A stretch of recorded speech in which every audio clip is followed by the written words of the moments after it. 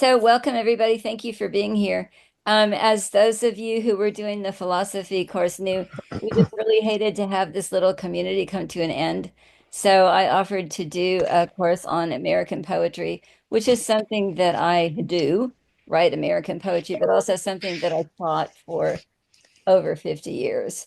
Um, so welcome. We're going to start with Whitman, and I'm going to have to do most of the talking today because Song of Myself is such an enormous poem. But first of all, just tell me if you had a chance, raise your hand or something if you had a chance to read it during this past week. Good, a lot I'm of not going to you say I did. read it. I'm going to say I looked at it. It was indecipherable to me.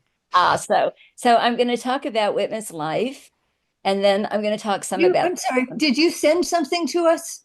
Yes, I did. I sent you a link to the 1892 deathbed edition of Song of Myself Oh, when did you send it? about an hour after we last met.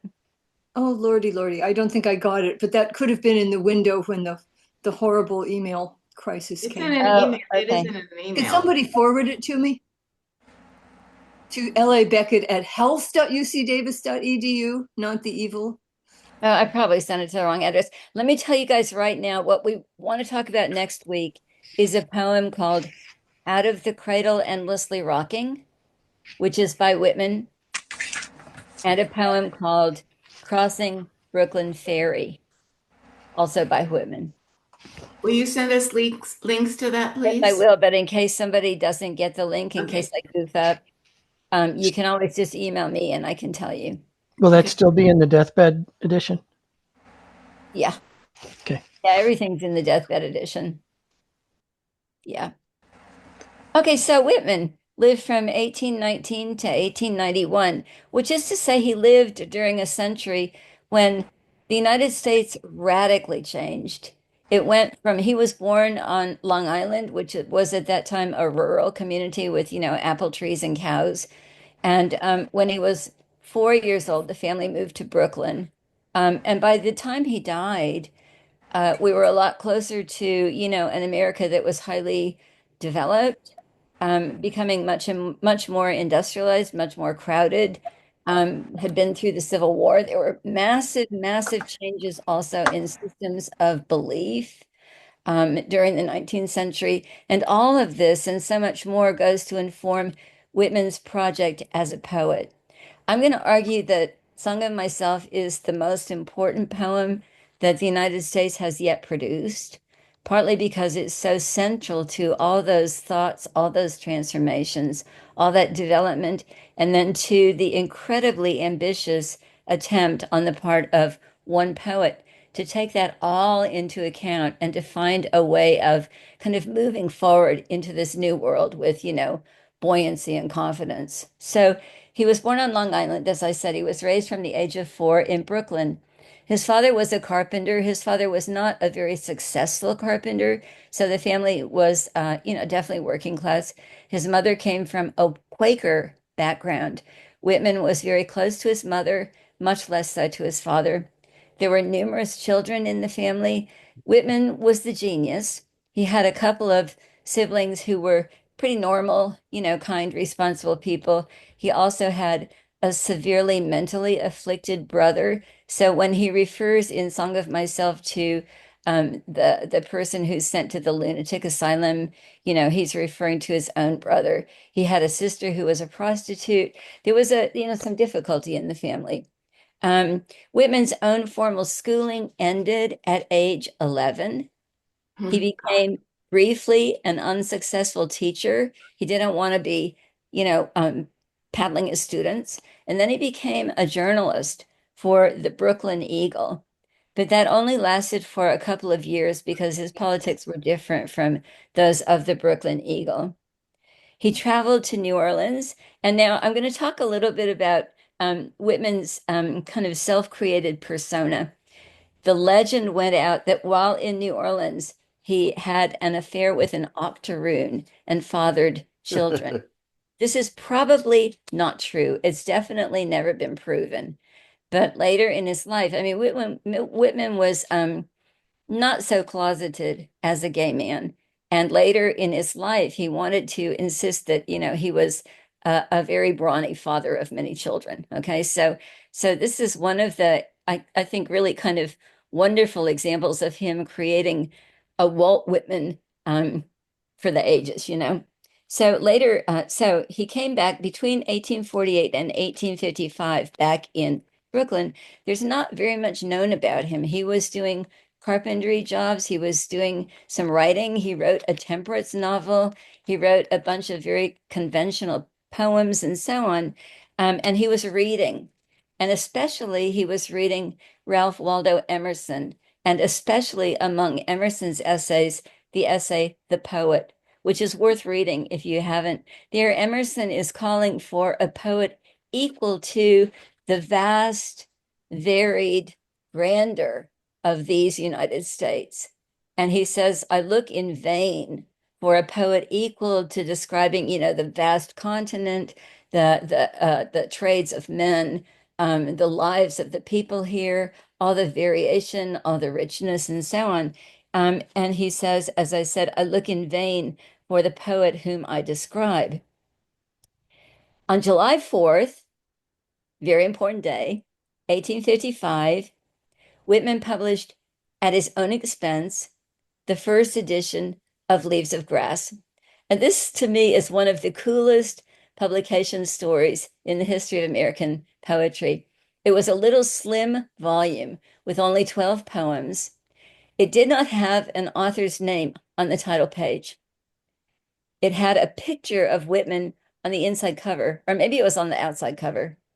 And he's standing there very nonchalant. He's handsome, open, open collared shirt, you know, and one hand on a hip, and he's looking very kind of insouciant. You had to read Song of Myself up to section 24 to get his name. And the wording changes from edition to edition, but in the version that you have, he says, Walt Whitman, a cosmos of Manhattan, the sun. At various other times, he says, you know, that he's a rough.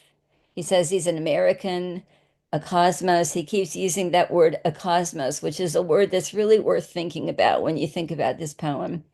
Um, as I said, it was a small volume, and he mailed it to a whole bunch of people. He was really great at advertising himself. So among the people that he sent a copy to was Emerson, who was at that time, you know, one of the most influential literary figures in the United States. And Emerson wrote Whitman a 5-page letter greeting him, quote, at the beginning of a great career. And, you know, saying essentially, this is the poem that I've been looking for. A lot of other people that Whitman sent the poem to did not respond so favorably. There's like, you know, this isn't poetry or this is immoral or whatever, whatever. But so Whitman shortly thereafter brought out a second edition in 1856 and put Emerson's words on the back cover. And Emerson said, you know, if I'd known he was going to do that, I would have enlarged the but, like, you know, the like maybe not all of this is to be taken at face value. So Whitman brought out more important editions. There was an important edition in 1860 with the Calamus poems, which are poems of what he called adhesiveness, which is the love and affection between men. And it includes also the great, great poem Out of the Cradle Endlessly Rocking, which was from 1859. In 1862, Whitman's brother was in the Civil War and was wounded at Fredericksburg. Whitman learned about his brother being wounded, and he went down to see what was happening, to see if he could take care of him. His brother was not badly wounded, but Whitman was so shaken by what he saw with, you know, wounded men lying on the ground outside tents, amputations, people dying of stomach wounds, and so on, that Whitman returned to DC. And for the rest of the war, pretty much at his own expense, he would go to the patent office, which had been turned into a great hospital, and he would help take care of people. And he would write letters for people, and he would bring, you know, stamps and bring fruit and talk to people and comfort them and move up and down the aisles of the cots where the men were lying and just kind of be of succor and assistance to them. In 1865, he brought out a book called, or it's a new edition called Drum Taps. And in this, he contains the great elegy for Abraham Lincoln, who was really one of Whitman's adored people. And the elegy is called When Lilacs Last in the Dooryard Bloomed. And we're going to look at that later. Okay, I'm sorry, that was from 1867. Maybe I'm wrong about that. Anyway, this is his elegy for Lincoln. He continued, so he only really wrote one book of poetry, and it's called Leaves of Grass. But it grows over the decades. It contains all the editions with revisions, with variations as they come out. So there are editions, through his whole life, 1871, 1872, 1876, several in the 1880s, and then what's called the deathbed edition, which is obviously the final edition because he died.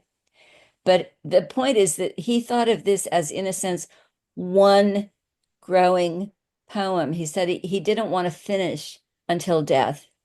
So if you read, all the editions, what to me is also fascinating about Whitman is that there is great poetry, there is interminably bad poetry, there are beautiful short poems, there are beautiful long poems, there are, windy poems. It's like this is the complete poetic output of somebody who was a poet for his whole adult life. So why is Song of Myself arguably the most important poem in the history of American poetry? And here I want to do a little bit of quoting from the man who was my dissertation director, William C. Spengeman, later at Dartmouth College, who wrote a book called Three American Poets, Walt Whitman, Emily Dickinson, and Herman Melville. And he says, and this is going to segue off what Tony was talking about at the end of the philosophy course, when we're talking about all the changes that took place that radically altered, the philosophers of the 19th century. To begin where we are in the changing present, removed by time from every form of traditional meaning, scriptural, natural, institutional, historical, psychological, is necessarily to begin on the only remaining ground of felt reality, the ground of self, of conscious personal identity and continuity lying at the center of surrounding change. So just to repeat, it's like so many of the traditional institutions and systems of belief that gave a sense of surety and authority to people in earlier times were crumbling, were falling away. There were so many vast changes and developments in science, in thinking about religion, in technology, in thinking about nations, and thinking about monarchy, and so on and so forth, that Spengler argues, and this has everything to do with Romanticism, the center of the ground has to become the self as it moves forward through time, as it can find whatever sense of constancy, whatever sense of authority it can find. And then Spengler goes on to say a little bit later, the poet alone, Emerson said, is, quote, the complete man among partial men. The modern scientist lives entirely in the material world, just as the ancient priests lived entirely in the world of the spirit. Only the poet lives in both of these now temporally and spatially divided realms at once, both the realm of science and the realm of spirit. And you can see Whitman working to unify these, or to come to terms with both of these, science and the realm of the spirit, the realm of the soul, throughout all of Song of Myself, Quote, Emerson goes on to say, the poet alone possesses the imaginative faculty of modern times, whose true use is to give ultimate vivification to facts, to science, and to common lives. Without that, reality would seem incomplete, and science, democracy, and life itself finally in vain. So the poet must stand at the center or nowhere else. The poet can't just be some decorative dude hanging at the sidelines writing about, changing weather and so on. He has to be somebody who grapples with the totality of modern experience and with the centrality of the self as the self is experienced the modern times. So,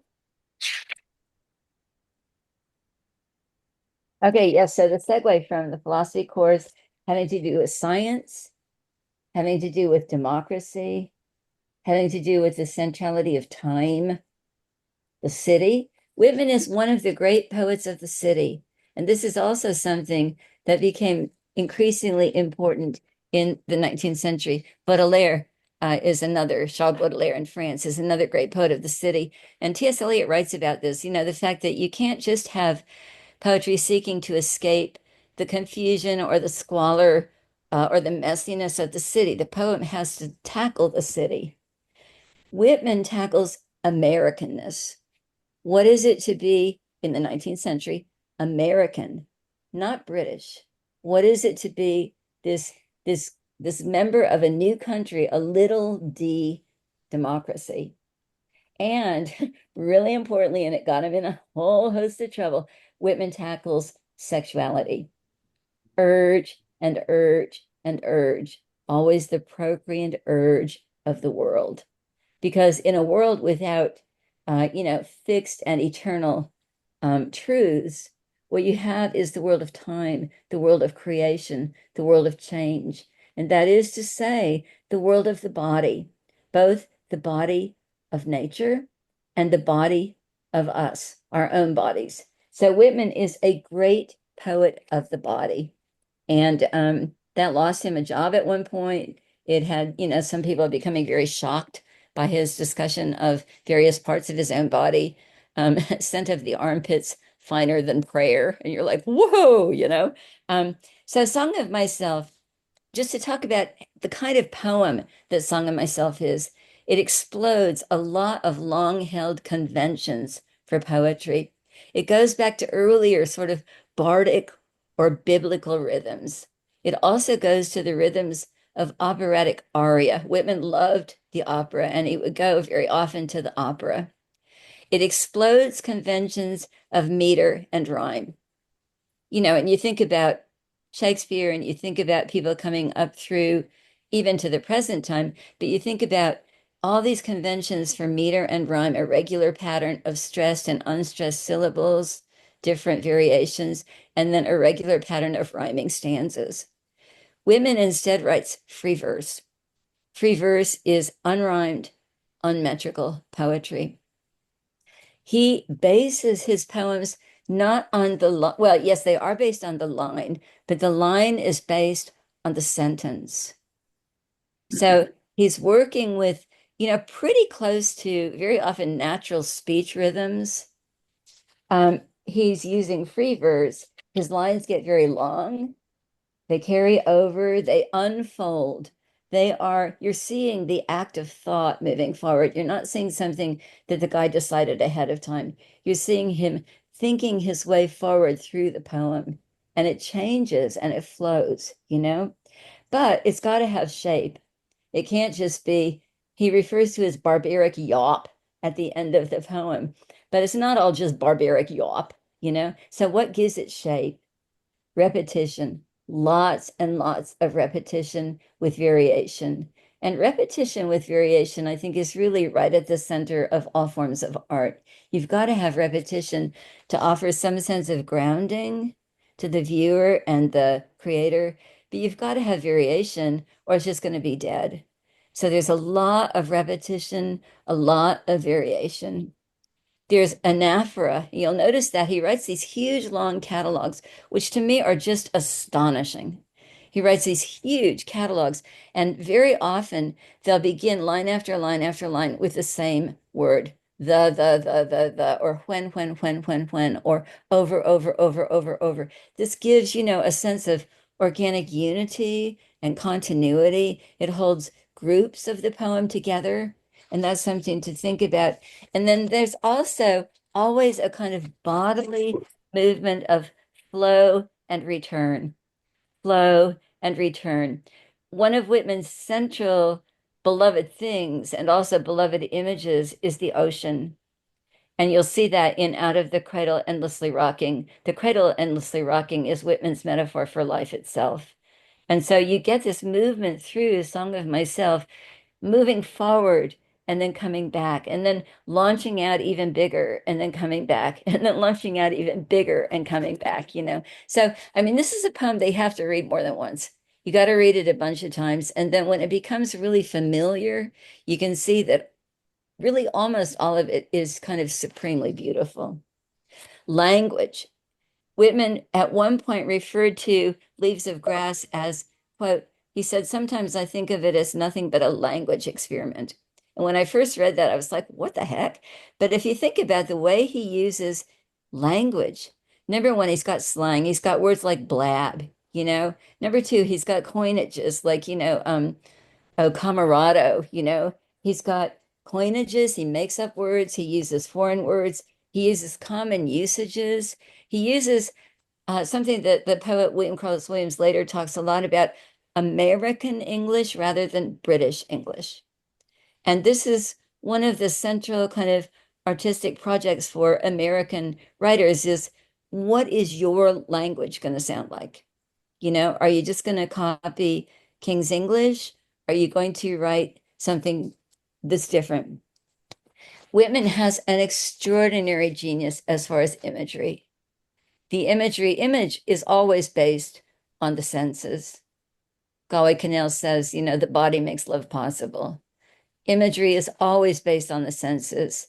And Whitman's images are just absolutely extraordinary. He can call a world into being via the senses. Sometimes one line at a time gives you a whole snapshot of a life, a place, an activity, a person, you know.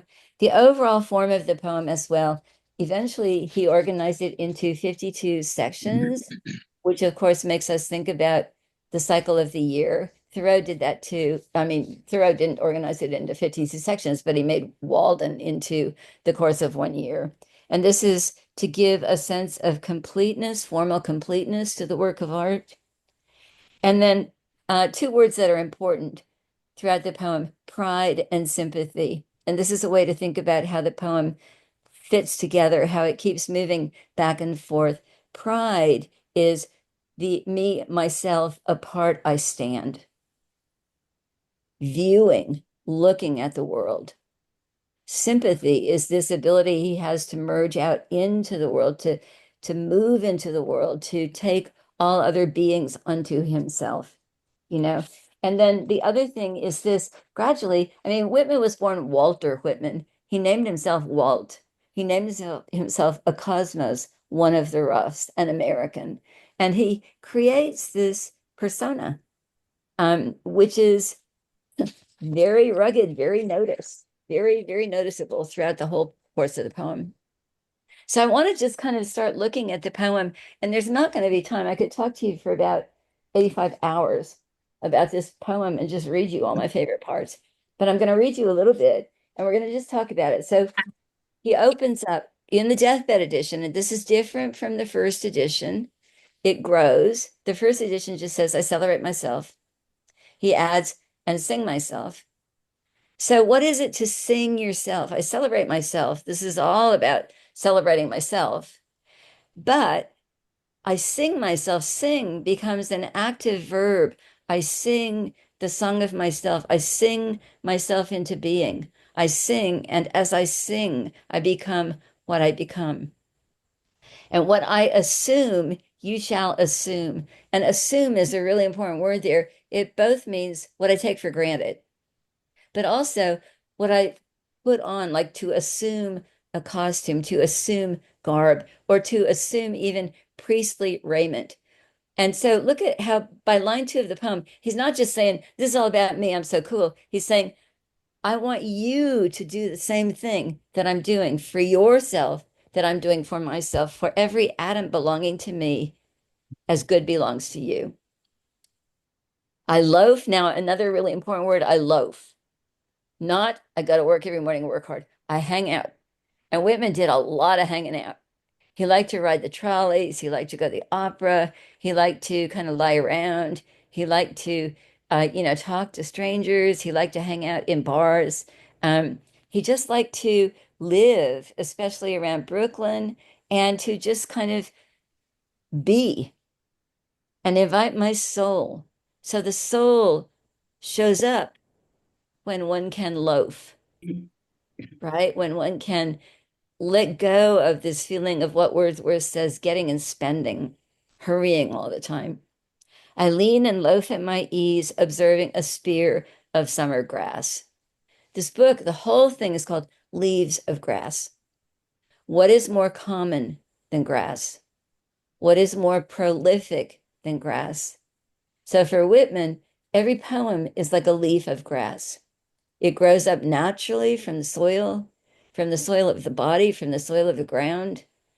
The whole thing is just leaves of grass. It's not like, precious posies. It's not like a few gathered roses. It's like, look around you. And this is what Whitman wants to claim. And then he goes on, I'm going to skip a little bit into section 2. Look at the way he starts immediately writing about the body. He says, I go outside. He says, I go outside. The atmosphere is not a perfume. It has no taste of the distillation. It is odorless.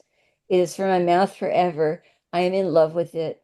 I will go to the bank by the wood and become undisguised and naked. I am mad for it to be in contact with me.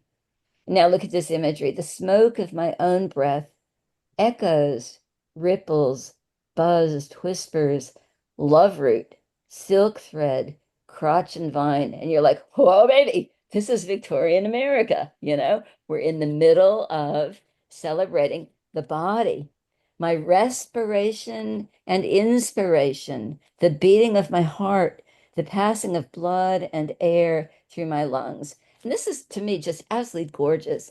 And you've got here all these evocations of time, the breath, the heart, the lungs, um, the sniff of green leaves and dry leaves, the shore, dark colored sea rocks, hay in the barn, the sound of the belched words of my voice loose to the eddies of the wind, a few light kisses, a few embraces, a reaching around of arms, etc., etc., etc. And then he makes this huge claim. Stop this day and night with me, and you shall possess the origin of all poems. And you're like, that's a big claim. You shall listen to all sides and filter them from yourself. Now we're going to move forward a little bit to the what is generally taken to be the mystical experience that provides the grounding for the poem. And this is section 5. I believe in you, my soul. The other I am must not abase itself to you, and you must not be abased to the other. And a lot of people have asked, okay, what is this other I am? I take it more to be sort of our ordinary selves. It's like the soul is something that he's going to be evoking in this section here. It really comes alive. I mean, it comes alive through the whole poem, but it's very present. But the other I am must not abase itself to the soul, but the soul must not abase itself to the other. Loaf with me on the grass. Loose the stop from your throat. Not words, not music or rhyme I want, not custom or lecture, not even the best. Only the lull I like, the hum of your velvet voice. I mind how once we lay such a transparent summer morning, how you settled your head athwart my hips and gently turned over upon me and parted the shirt from my bosom bone and plunged your tongue to my bare stripped heart. This is some kind of, mystical sex act, mystical marriage going on here between two entities that are joining here. And I've sort of tried to figure out where the body parts are, and it's hard to do. But he's talking about this complete entering into each other. Reach till you felt my beard and reach till you held my feet. Swiftly arose and spread around me the peace and knowledge that pass all the argument of the earth. And I know the hand of God is the promise of my own. And I know that the Spirit of God is the brother of my own. And that all the men ever born are also my brothers, and the women my sisters and lovers. And that a kelson of the creation is love. Now, so for a kelson, Tony, am I right? A kelson is like the bottom of a ship. Yeah. Yeah. So, I mean, what a great image. Like creation is a vast ship, and the bottom, keel of it is love, right? And now look what he does here. And limitless are leaves stiff or drooping in the fields, and brown ants in little wells beneath them, and mossy scabs of the worm fence, heaped stones, elder, mullein, and pokeweed. So he moves from the enormous at the beginning of this tiny little section, evoking the soul, evoking this kind of mystical union of the other I am and the soul. And then swiftly arose and the peace and knowledge that pass all the arguments of the earth. And he's making these enormous claims. I know this, I know this, I know this about all people. And then he pulls it back to the most infinitesimal things. I know that limitless are leaves, stiff or drooping in the fields, and brown ants. And you're like, how the heck did we get to brown ants in the little wells beneath the leaves? I mean, look what he's looking at. And then what is less glamorous than the flowers and plants that he mentions in the next line? Mossy scabs of the worm fence. I mean, to me, this is thrillingly great poetry because it's opening to us a world that we never look at.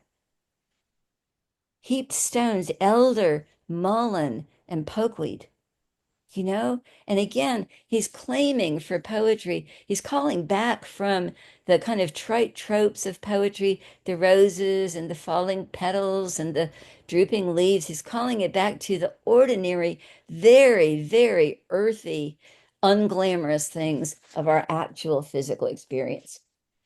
Then you get a child said to me, "What is the grass?" And he goes through a series of guesses. He says, I don't know. I don't know what the grass is. And first he says, I guess it must be the flag of my disposition, which is to say, what? Out of hopeful green stuff woven.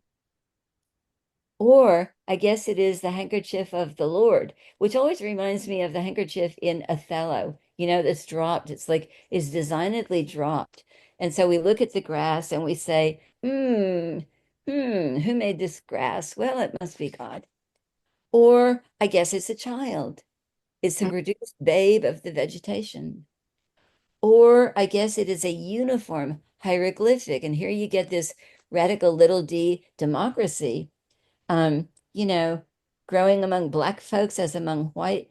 Cannot Tuckahoe, Congressman Cliff, I give them the same, I receive them the same. And then he gets this segue into something that is going to develop a lot more later in his poetry. Now it seems to me the beautiful uncut hair of graves. Because if he's going to be the poet who claims that poetry can encompass everything, it has to encompass death as well. And then we think about the 19th century habits of burial. This is pre-Civil War. People were not usually, they weren't embalmed. That really came into common practice with the Civil War when people wanted to ship their dead bodies back home, But he says, what the grass transpires from the breasts of young men. The grass grows from the bodies of the dead. This grass is very dark to be from the white heads of old mothers.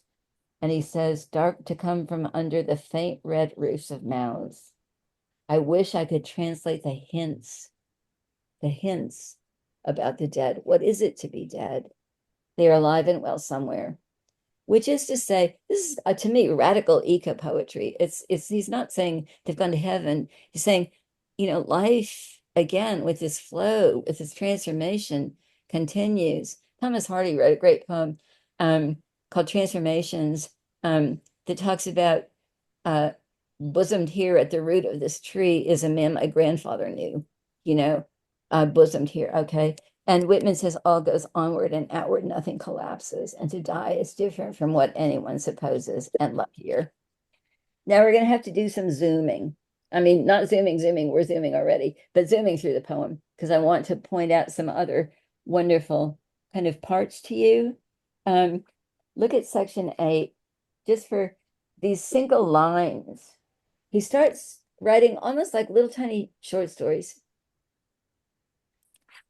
The little one sleeps in its cradle. I lift the gauze and look a long time and silently brush away flies with my hand. I mean, he's not really looking at a baby. He's imagining looking at a baby.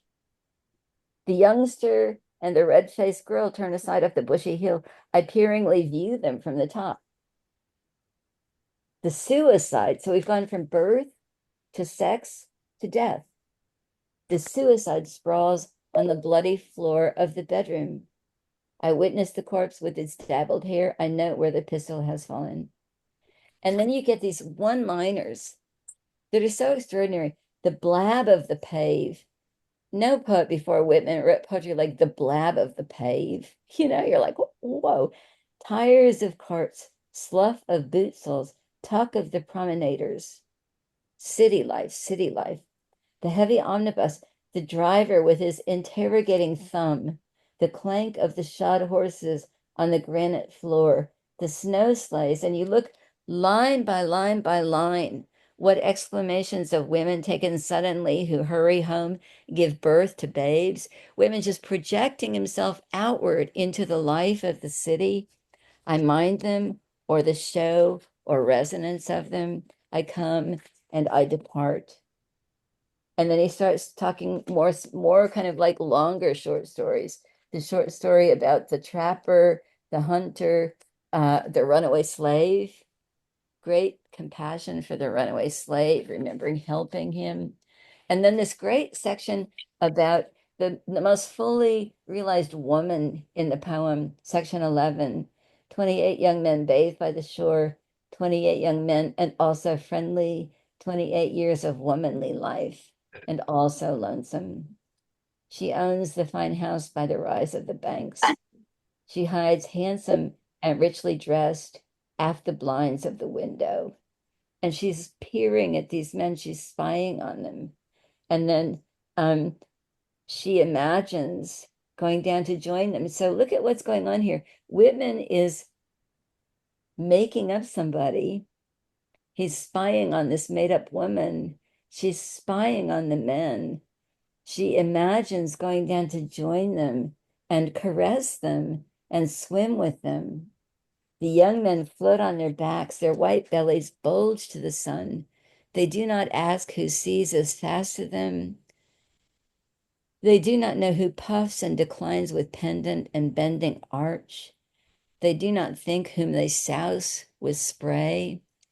So, like, this is one of the great poems about voyeurism ever written, and it's one of the great poems about repression ever written. The sadness of this woman's life. She's all dressed up. I read someplace that a Victorian woman sometimes would wear as much as 30 yards of fabric with all her corsets and her skirts and her petticoats and her shawls and so on. And yet there's a body down there someplace. And she's imagining and longing to be able to go and, be with these men who are themselves having some kind of what Whitman would call an adhesive experience. And then you go on, and you go on, and you go on. And we're going to zoom ahead more. He writes about animals. He writes about the embrace of all classes on page 54 in my book. Oh, he writes about the prostitute. He writes about the bride, the opium eater. He's interested, as most poets weren't. I mean, Baudelaire was too, but Whitman was interested to include all types of human life. The opium eater, the suicide, the prostitute, the bride, the president. Doesn't write a lot about presidents and bankers and so on. He writes about the, fare collector, the workers, and so on and so forth.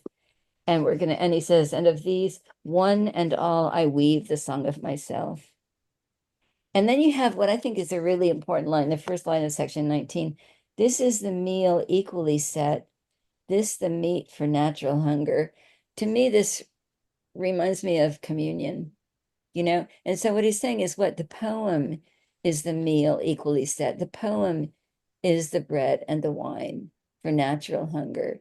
It's set out equally for all. You don't have to be a believer for any one denomination. It's equally available to all of you. It is for the wicked, just the same as the righteous. I will not have a single person slighted or turned away. He says, I am the poet of the body and I'm the poet of the soul. Section 21, he starts to praise, again, really beautiful sections, the earth. I am he that walks with the tender and growing night. I call to the earth and sea half held by the night. Press close, bare bosom night. Press close, magnetic, nourishing night. Night of south winds, night of the large few stars. Still nodding night. Mad, naked summer night. Smile, O voluptuous, cool breath, earth, earth of the slumbering and liquid trees. He just great paean to the night, to the earth. You see, I resign myself to you also. I guess what you mean. I behold from the beach your crooked, inviting fingers. I behold you refuse to go back without feeling of me. Dash me with amorous wet. I can repay you. Later, he's attesting sympathy. And he just keeps going. Finally, section 24, Walt Whitman, A Cosmos of Manhattan, the Sun. And you're like, well, now we finally know who's writing this poem, you know? But what a gutsy move. Most people, like, including me, front and center, put your name on it, you know? Beautiful description of sun, so much. And then dazzling and tremendous how quick the sunrise would kill me if I could not now and always send sunrise out of me. Just this ecstatic poetry, this enthusiasm, this buoyancy, this love of all the things of the earth, all the processes of the earth. Section 26, now I will do nothing but listen. This great kind of set piece of sounds around him, the bravuras of birds, etc., etc. And then touch.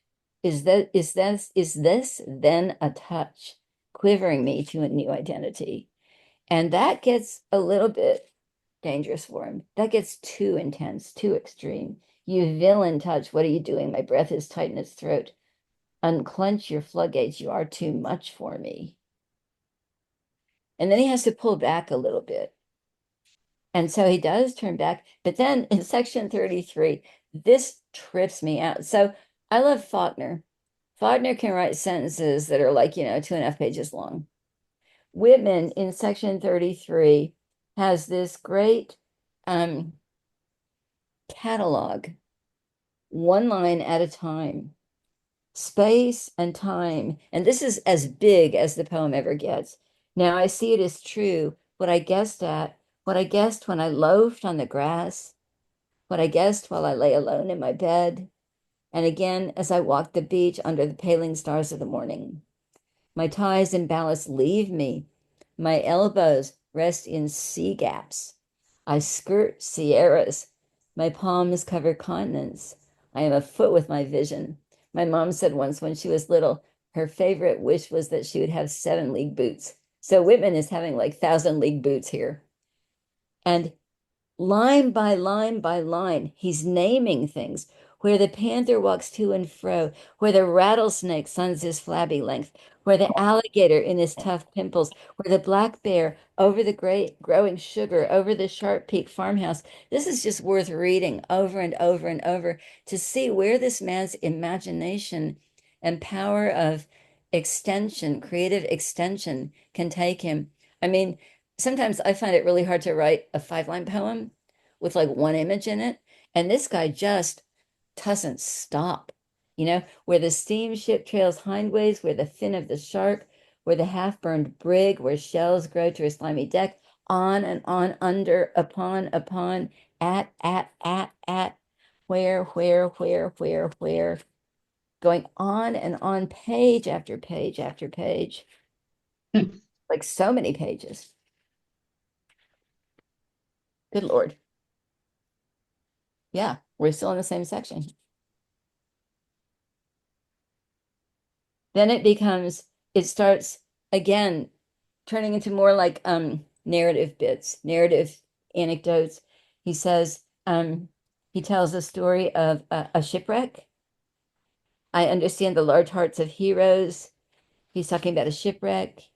He talks about the burning of witches. He talks again about the hounded slave. He says, agonies are one of my changes of garments. this beautiful, painful section about a fireman with breastbone broken, tumbling walls buried me in their debris. Heat and smoke I inspired. I heard the yelling shouts of my comrade. And then he talks about war. And then he tells about the killing of what Whitman calls the 412 young men at Goliad after the Alamo, when they had been promised clemency, but then Santa Anna revoked that and they were gunned down. They were the glory of the race of Rangers. And then Whitman talks again about a sea fight. He talks about a sinking ship. He talks about all these incredibly painful things. And then he finally overextends himself when he talks about somebody dying of cholera and somebody sitting begging. And he says, enough, enough, enough. This is section 38. Somehow I have been stunned. It's like I've just done it to myself. He says, I was the man, I suffered, I was there, but he's taken it too far. He's freaked himself out. Give me a little time beyond my cuffed head, slumbers, dreams, gaping.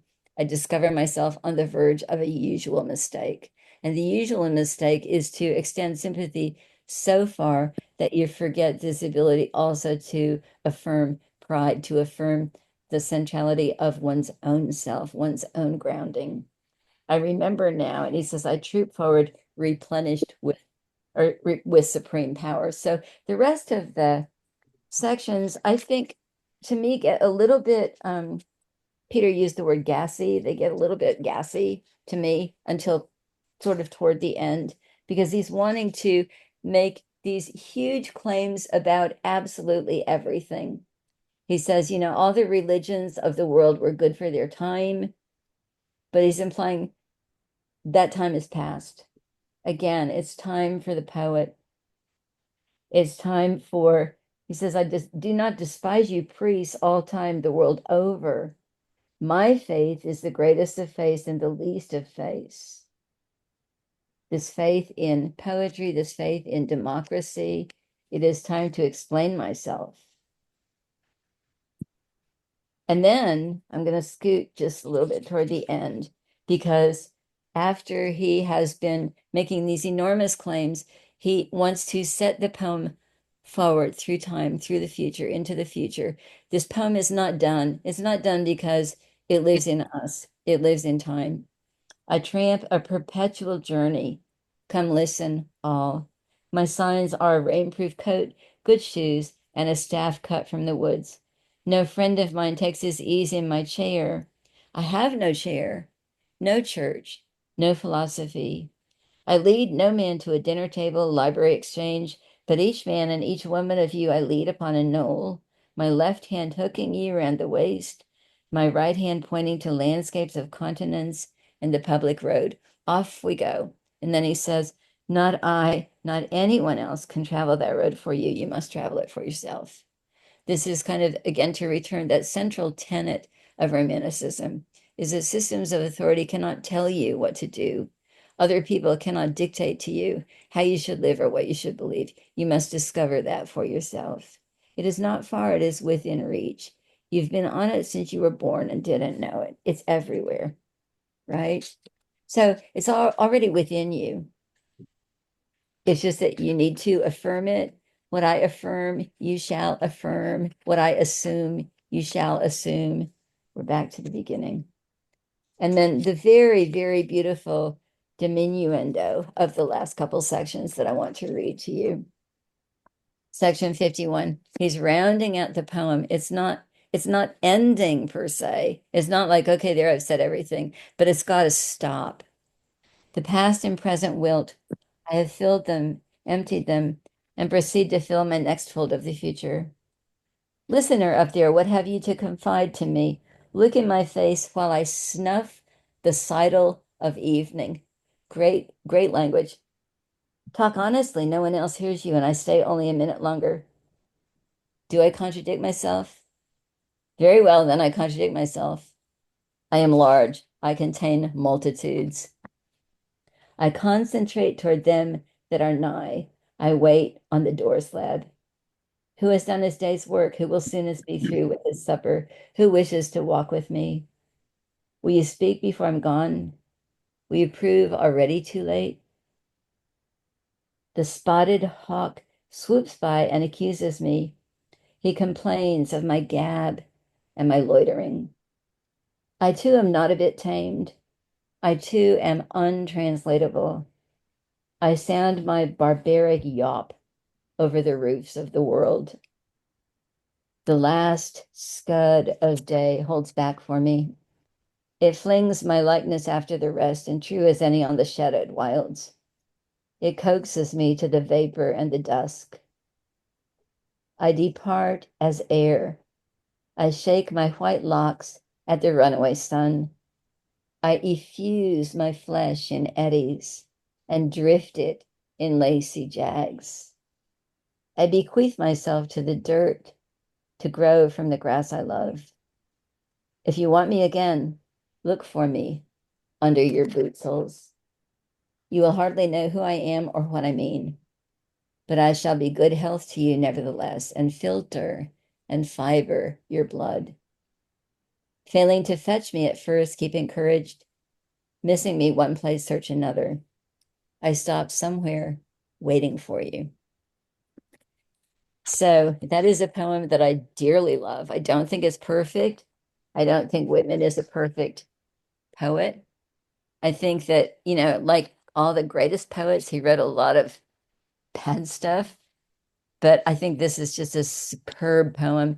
And if you look and if you kind of hold still with the way he can use language, just even at the level of, line by line, the youth lies awake in the cedar-lined garret and harks to the musical rain. Like such beautiful, tender imagery.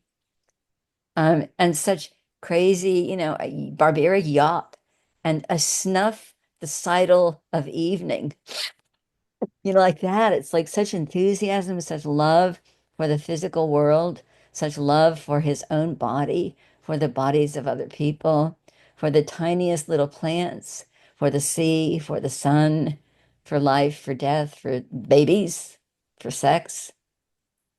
It's kind of huge. Leaves of Grass, Song of Myself. But I think it's really important to remember that he's not just talking about himself as a person that you would have dinner with.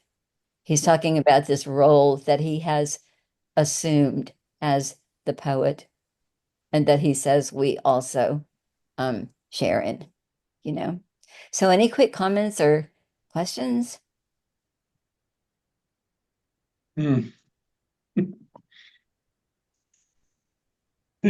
So Yeah, well. Douglas. I'm sorry, Douglas, you're mute.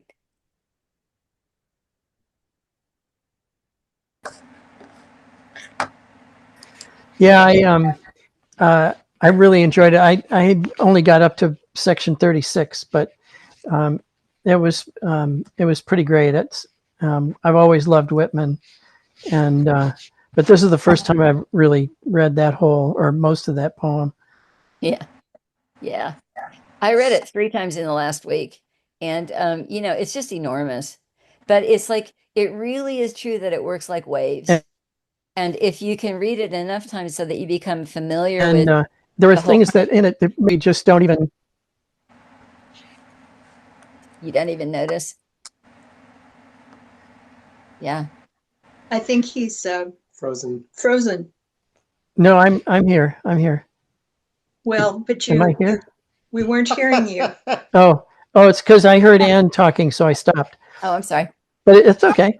But I thought of things like in when he talks about the different occupations, and like there's a line where he talks about where the carpenter is making he's planing some boards and the whistle of the plane over the wood, and so I got my foreplane. And but there's just so many things about it. Also, I wanted to say that the 3 plants that he mentions, the elder, the mullein, and the pokeweed, those are all medicinal plants. And in those days, that was it. There was only plant-based medicine.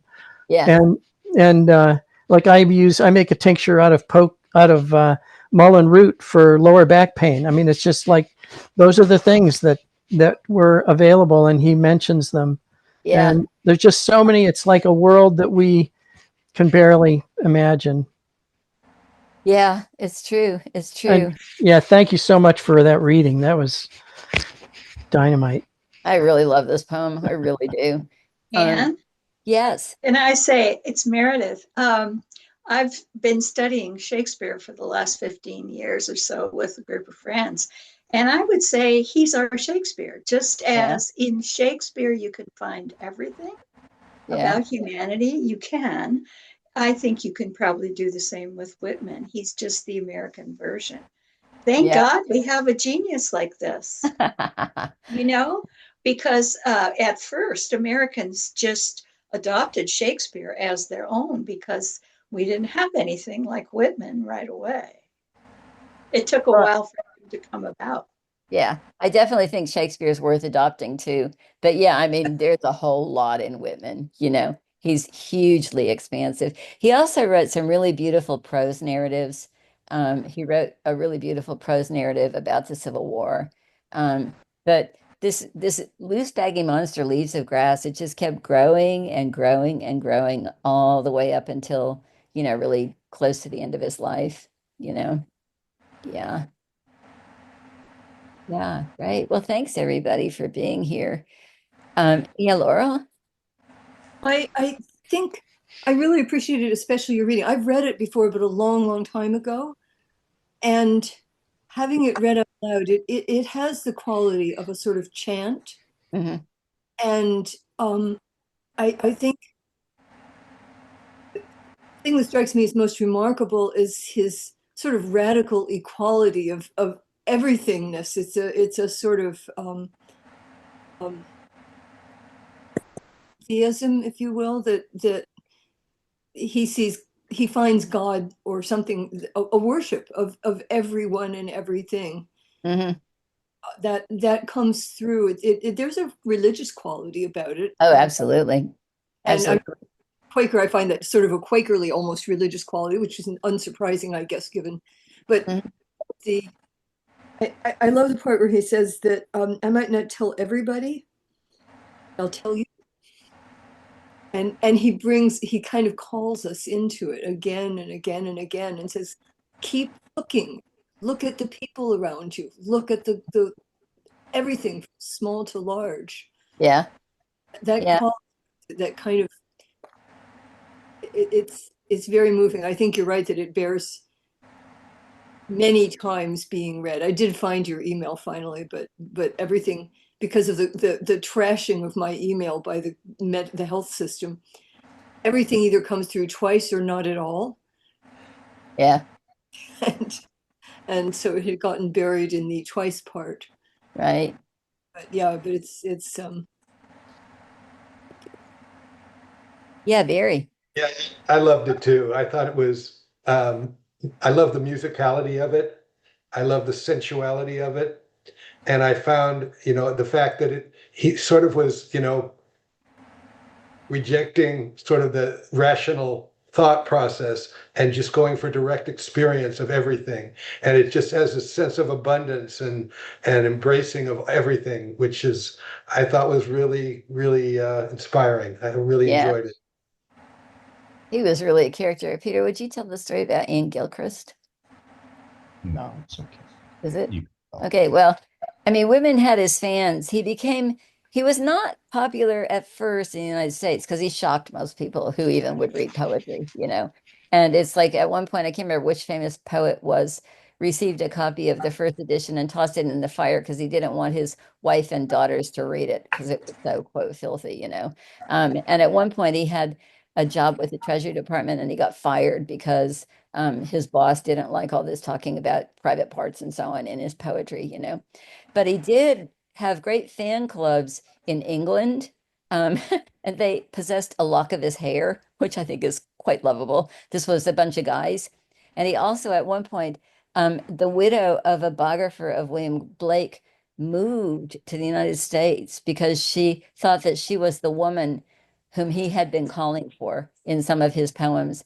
and she just moved lock, stock, and barrel to the United States. And he kind of had to let her down gently that he was not really interested in marrying anybody, you know. So he was he was a character. He was a character.